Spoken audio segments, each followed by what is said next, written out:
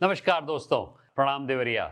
मैं आपके बीच में एक बहुत प्रमुख चीज़ जो मेरे मन में चल रही है उसको प्रस्तुत करना चाहता हूं। हमारा संविधान।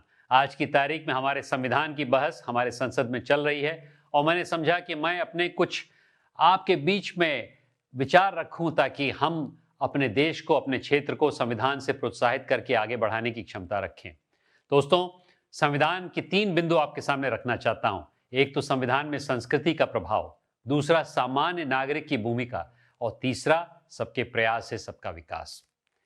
दोस्तों, संविधान में संस्कृति की बहुत बड़ा आवेश था और बहुत सालों पहले इस सांस्कृतिक भारत की रक्षा के लिए एक आंदोलन हुआ, एक क्रांति हुई और उस क्रांति की शुरुआत हमारे पूर्वांचल से ही हुई।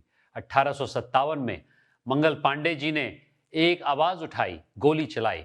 उसी के कुछ सालों बाद हमारे पूर्वांचल की ही उपजी लक्ष्मीबाई ने क्रांति करी। इन दोनों ने अपनी बलिदानी दी संस्कृति के लिए और उसके बाद 1857 के कुछ सालों पहले 1855 में संथालों का बहुत बड़ा एक विद्रोह हुआ और 1900 में भगवान बिरसा मुंडा उन्होंने आदिवासियों को संग्रहित किया और अंग्रेजों के खिलाफ लड़ाई लड़ी। लेकिन इन लोगों ने, इनकी बलिदानी ने हमें आज़ादी तो नहीं दिलवा पाए, लेकिन सांस्कृतिक आज़ादी अवश्य मिली। जब क्वीन विक्टोरिया ने ऐलान किया तो उसमें धर्म परिवर्तन पे उन्होंने एक तरह से बंदी लगा दी। उसके होते होते आज की तारीख में जो हम लोग अपने क्षेत्र में, अपने देश में संस्कृति को आगे लेके बढ़ रहे हैं, उसमें इसका बहुत बड़ा योगदान रहा।